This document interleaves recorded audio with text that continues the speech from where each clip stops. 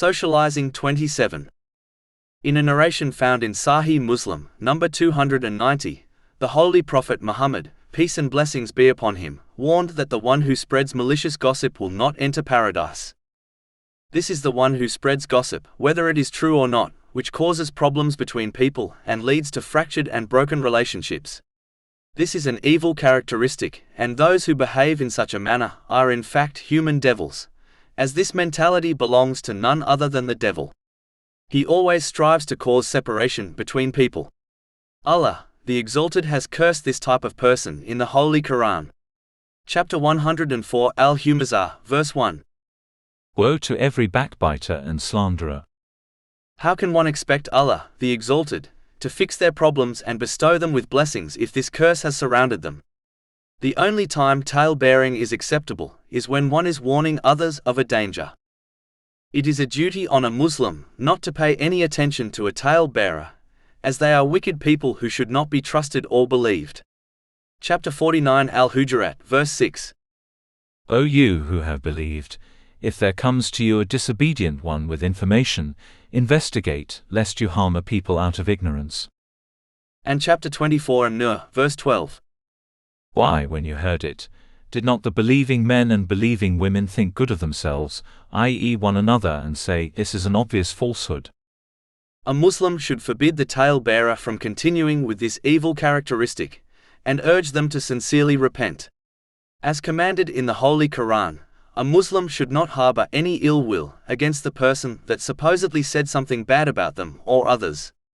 Chapter 49 Al-Hujurat, verse 12. O you who have believed, avoid much negative assumption. Indeed, some assumption is sin. This same verse teaches Muslims not to try to prove or disprove the tale-bearer by spying on others. Chapter 49 Al-Hujurat, verse 12. And do not spy. Instead, the tale-bearer should be ignored.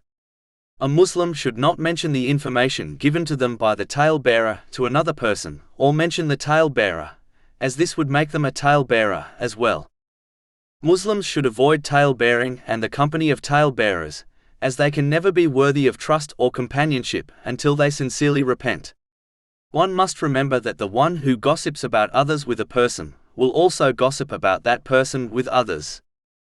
Finally, as the tale-bearer wronged people, they will not be forgiven by Allah, the Exalted, until their victims forgive them first. As people are not so merciful and forgiving, this may lead to the tale-bearer giving their good deeds to their victims, and if necessary, the tale-bearer will take the sins of their victims on Judgment Day. This may cause them to be hurled into hell. This has been warned in a narration found in Sahih Muslim, number 6579.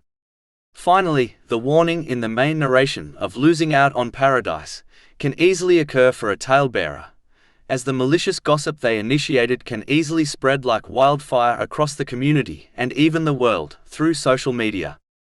As a result, the tale-bearer who initiated the gossip will have a share in the sin of every person that discusses this piece of gossip. And their sins will continue to increase even after their death, as long as the gossip there initiated continues to be discussed. This has been indicated in a narration found in Jami'a at-Tirmidhi, number 2674. Therefore, one must avoid this dangerous outcome by always avoiding gossiping about others, just like they dislike for others to gossip about them. If one must speak about others, they should do so in a positive way, otherwise they should remain silent.